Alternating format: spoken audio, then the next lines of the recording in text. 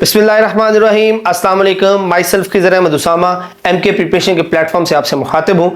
जैसा कि आप जानते हैं, एमके प्रिपरेशन ने तमाम टीचिंग जॉब्स के लिए, वन पेपर जॉब्स के लिए जो जनरल साइंस की लेक्चर सीरीज़ है उसका आगाज़ किया हुआ है, जिसमें हम ग्रेड 5 से लेकर ग्रेड 10 तक की तमाम जो साइंसेस की बुक्स हैं उनको डिटेल से कवर कर रहे हैं। इससे पहले ग्रेड 8 के तकरीबन 7 लेक्चर्स जो है वो हो चुके हैं। आज के इस लेक्चर में हम 8वां चैप्टर जो है फोर्स और प्रेशर उसको डिस्कस करेंगे। तो स्टार्ट करते हैं। स्टार्ट में सबसे पहले तो हम समझने की कोशिश करते हैं कि फोर्स क्या होता है। तो अगर फोर्स की टेक्निकल डेफिनेशन की बात करें तो फोर्स एक्चुअली एक ऐसा एलिमेंट है जो किसी चीज को मूव करवाता है या रोकता है।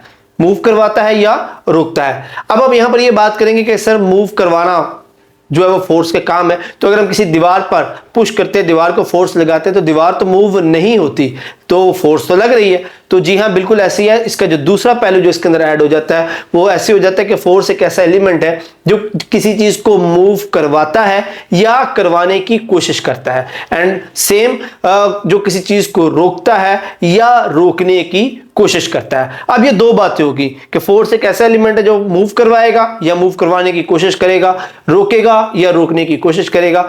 तीसरी जो चीज इसके साथ ऐड हो जाती है दैट इज उसकी डायरेक्शन को चेंज करना। फॉर एग्जांपल क्रिकेट के अंदर आप देखिए कि आपकी तरफ अगर बॉल आ रही है तो आप हल्की सी फोर्स लगा के उस बॉल के डायरेक्शन को चेंज कर देते हैं। तो अब हमारे पास एट द एंड जो फोर्स की डेफिनेशन बन जाती है। तो फोर्स इज अ थिंग जो किसी चीज को मूव करवाती है या करवाने की कोशिश करती है, रोकती है या रोकने की कोशिश करती है, और किसी हरकत करती हुई चीज की सिमत को तब्दील कर देती है।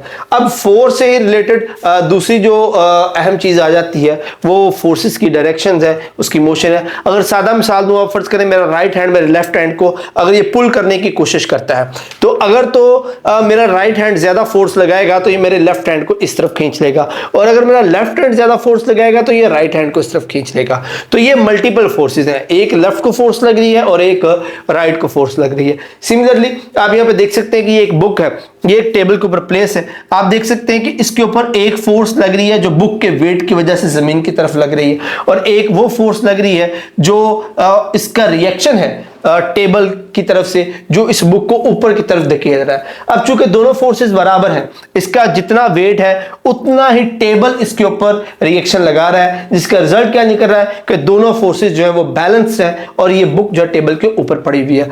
अगर दोनों में से कोई एक फोर्स ज्यादा हो जाती है, मिसाल के तौर पर बुक का वजन इतना ज्यादा हो जाता है कि टेबल का रिएक्शन उसके साथ विथस्टैंड नहीं कर पाता, तो ये बुक नीचे गिर जाएगी टेबल को तोड़कर। और अगर टेबल उसके ऊपर इतना रिएक्शन नहीं लगा पाता तो ये बुक को ऊपर की तरफ उछाल देगा। तो ये मल्टीपल फोर्सेस एक जिस्म के ऊपर लग रही होती हैं। अब मल्टीपल फोर्सेस के नतीजे में कोई एक फोर्स किसी एक चीज के ऊपर गालिब आ जाती है। अगर मैं इसके मिसाल दूं, ज्यादा प्रिसाइज मिसाल दूं, आप फर्ज करें कि हमारे पास एक गाड़ी है, एक गाड़ी जो है वो मूव कर रही है। तो जब ये मूव करेगी आप देखेंगे कि आगे की तरफ इसका जो इंजन है वो आगे की तरफ फोर्स लगाएगा, और इसके ऊपर जो आगे से हवा लग रही है, ड्रैग की फोर्स है, वो पीछे को इसको खींचेगी। इसके जो वजन है वो नीचे की तरफ अप्लाई होगा, और जो उसका रिएक्शन होगा, जो अर्थ है इसके ऊपर वेट लगा रही है, वो ऊपर की तरफ लग रहा है। तो अब इस एक गाड़ी के ऊपर 4 फोर्सेस लग रही हैं। अब होता क्या है, अगर ये गाड़ी तो अपनी जगह पर रुकी हुई है, मूव नहीं कर रही, उसका मतलब ये होगा कि इसका जो वेट है इसके रिएक्शन के साथ बैलेंस हो रहा है, ये इक्वल है, इसलिए अपनी जगह पर खड़ी हुई है। क्योंकि अगर वेट ज्यादा होता ये नीचे को चली जाती, और अगर उसका रिएक्शन ज्यादा होता तो ये ऊपर की तरफ उड़ जाती। इसी तरह अगर गाड़ी मूव नहीं कर रही तो उसका इंजन और उसका ड्रैग आपस में बराबर होगा और गाड़ी मूव नहीं करेगी। बट अगर गाड़ी आगे की तरफ मूव कर रही है तो इसका मतलब यह कि उसका इंजन इतनी ज्यादा फोर्स जनरेट कर रहा है जो उसके ड्रैग को ओवरकम कर रहा है, और ये गाड़ी आगे की तरफ मूव कर रही है। तो चारों फोर्सेस के अंदर ये उसकी नेट फोर्स कहलाएगी जो इसको आगे की तरफ मूव करवा रही है। तो इसको हम नेट फोर्स कहते हैं। अब जैसे कि आगे मैं आपको बता चुका हूं बैलेंस्ड फोर्स का, कि अगर दो फोर्सेस एक दूसरे के असर को कैंसिल कर रही हो तो एक बैलेंस फोर्स बन जाती है। जैसे कि आप देख सकते हैं ये बल्ब जो है वो एक तार के साथ लटका हुआ है, तो इसका वेट, बल्ब का वेट ये नीचे की तरफ एक्ट कर रहा है, और तार के अंदर जो टेंशन है वो ऊपर की तरफ एक्ट कर रही है। अगर ये दोनों फोर्सेस आपस में बराबर है तो होगा क्या कि इसका वेट और इसका टेंशन आपस में बैलेंस हो जाएंगी और बल्ब अपनी जगह पर खड़ा रहेगा। बट इन अदर कंडीशन अगर बल्ब का वेट इतना ज्यादा है कि यहां से तार जो है वो स्नैप कर जाती है, टूट जाती है, तो ये बल्ब नीचे गिर जाएगा, वो अनबैलेंस हो जाएगी चीजें और ये मूव करना शुरू कर देगा। इस तरह की फोर्सेस को हम अनबैलेंस फोर्स कहते हैं। जैसे फॉर एग्जांपल ये गोल्फ की एक बॉल है, ये इस टी के ऊपर पड़ी हुई है, एक बॉल जो है वो टी के ऊपर रुकी हुई है, दैट मीन कि ये बॉल और ये टी जो है ये एक दूसरे का वेट बैलेंस कर रहे हैं। बट जब गोल्फ स्टिक के साथ इसको हिट किया जाता है तो एक अनबैलेंस फोर्स प्रोड्यूस होती है जो इस बॉल को उड़ाकर दूर ले जाती है, जिसको हम अनबैलेंस फोर्स कहते हैं। ओके जी, फर्दर हम मूव करते हैं। हमारे पास अगला जो पॉइंट है that is a pressure. Pressure भी एक्चुअली एक फोर्स ही होती है, बट इसमें डिफरेंस क्या आता है कि हम फोर्स की जो इंप्लीमेंटेशन का एरिया है उसको कम कर देते हैं। जितना उसको कम कर देते हैं फोर्स उतनी फोकस्ड हो जाती है और उसको हम प्रेशर कहते हैं। अगर टेक्निकली उसके फॉर्मूला से बात करें तो it is pressure is equal to force per unit area, इसको F ओवर A B लिखते हैं। तो आप जितना एरिया कम करेंगे फोर्स उतनी ही ज्यादा हो जाएगी और जितना एरिया ज्यादा करेंगे फोर्स उतनी ही कम होती जाएगी। दैट मींस के पर यूनिट एरिया, एक पर्टिकुलर एरिया के ऊपर कितनी फोर्स लग रही है उसको हम रेफर करेंगे एज अ फोर्स। एक सिंपल सी यहाँ पे एग्जांपल दी गई है कि आप एक थंब पिन को इस तरह से ग्रैब करें अपनी फिंगर और एक थंब के साथ और इसको प्रेस करें, तो आपको कौन सी जगह पर फोर्स ज्यादा फील होगी, इस साइड पर या इस साइड पर? ऑब्वियसली पिन वाली साइड पर। उसकी वजह क्या है? उसकी वजह यह है कि जो पिन वाला एरिया है वो ज्यादा फोकस्ड है। फॉर एग्जांपल ये हमारे पास थंब पिन है, ये थंब पिन है। आप देखेंगे कि ये वाला एरिया कम है तो यहां पर लगने वाली फोर्स ज्यादा फोकस्ड होगी इसकी निस्बत, क्योंकि ये वाला एरिया ज्यादा है। तो इसलिए इसकी वजह से यहां पर प्रेशर जो है वो ज्यादा प्रोड्यूस होगा और वहां पर फोर्स भी ज्यादा इंप्लीमेंट होती हुई फील होगी। ओके जी, यहां पर दूसरी जो इसकी एग्जांपल दी हुई है नेल की दी हुई है। अगर आप नेल को इस डायरेक्शन में रख के हैमर के साथ पुश करने की कोशिश करें तो ये नेल जो है वो लकड़ी के अंदर नहीं जाएगा, बट अगर हम इसको इस डायरेक्शन में रखें तो इसका एरिया कम हो जाएगा, तो ये उसी तरह जो लकड़ी के अंदर जो वो पेवस्त हो जाएगा। अब इसका जो यूनिट की बात करें तो जो फोर्स का यूनिट है दैट इज पास्कल, इसको PA से जाहिर करते हैं और ये इक्वल होता है 1 न्यूटन पर मीटर स्क्वायर, यानी कि जो इसका यूनिट है वो पास्कल है और ये इक्वल होता है 1 न्यूटन पर मीटर स्क्वायर। अब ये कहां से आया? हम जैसे पीछे फॉर्मूला पढ़ा है P is equal to force per unit area. तो जो फोर्स का यूनिट होता है दैट इज न्यूटन और एरिया का यूनिट होता है मीटर स्क्वायर। तो इसको हम लिख सकते हैं न्यूटन मीटर स्क्वायर और इसको नाम दिया गया है पास्कल का। तो एक pascal is equal to newton metre square, that mean कि अगर 1 मीटर स्क्वायर के ऊपर 1 न्यूटन फोर्स लग रही हो तो उस प्रेशर को हम 1 पास्कल डिनोट करेंगे।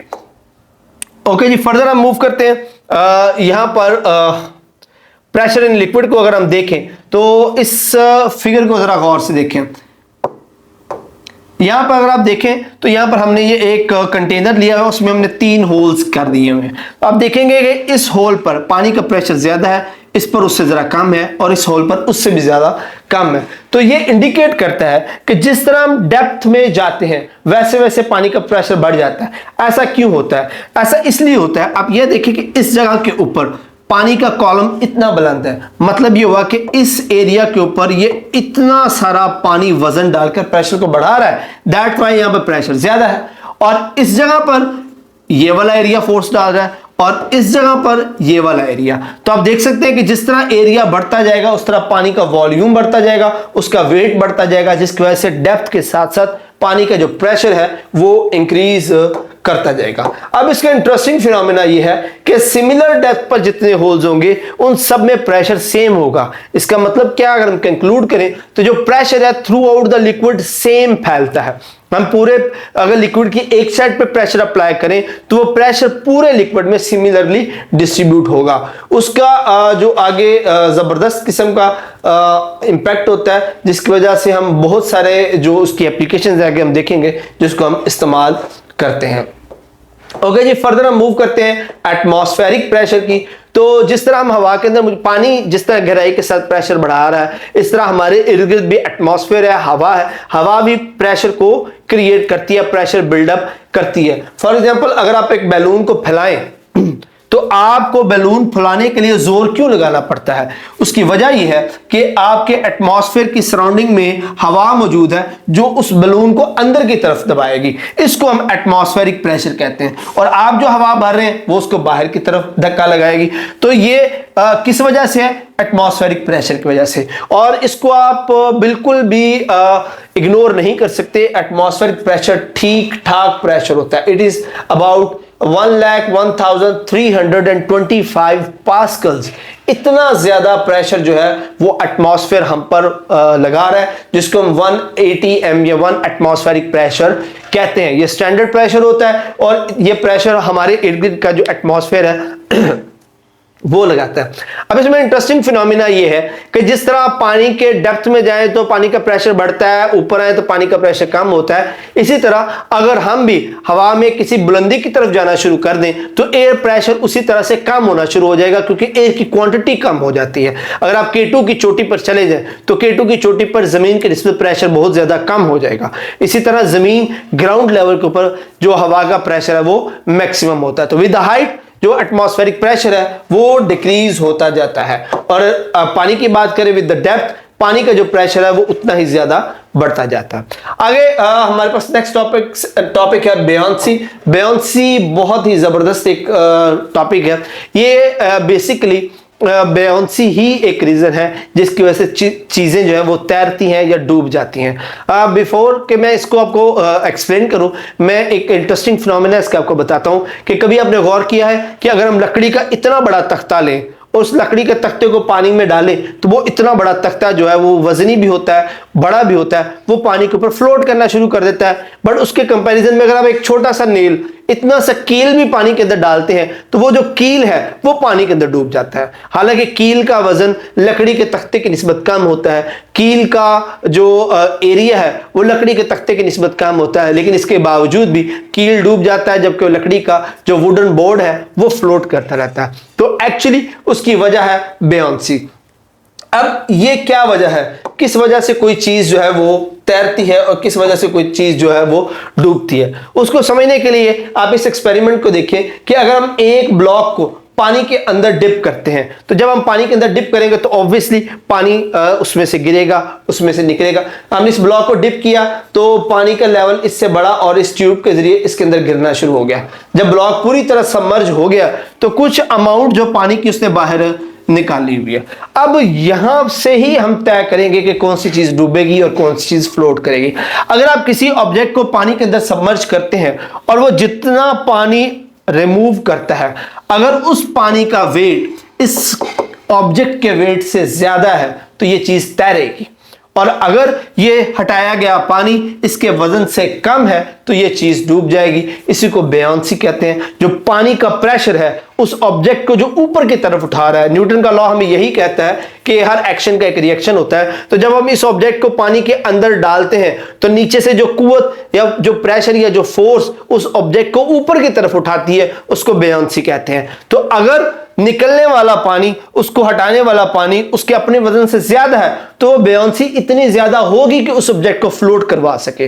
लेकिन अगर इसका वजन कम है इसके वजन की निस्बत तो वो ऑब्जेक्ट जो है वो डूब जाएगा। वो बेयोंसी इतनी इनफ नहीं होगी कि वो उसको फ्लोट करवा सके। यही वजह है कि जो बड़े बड़े जो वेसल्स हैं वो डूबते नहीं हैं, जबकि छोटे मोटे जो नेल्स हैं वो डूब जाते हैं। अच्छा जी, ये मैं आगे आपको एक्सप्लेन कर चुका हूं।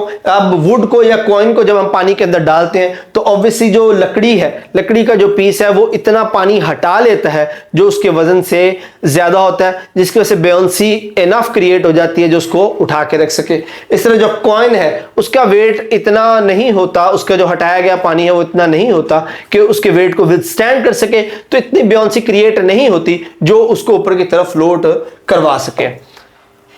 यही वजह है जहाजों के तैरने की। जहाजों का वो जो पैंदा इस तरह यू शेप में या वी शेप में बनाया जाता है, जब उसको पानी में डाला जाता है तो वो पानी को इतना ज्यादा हटा लेते हैं उसके वजन से ज्यादा, जिसकी वजह से जहाज जो है वो तैरते रहते हैं, फ्लोट करते हैं।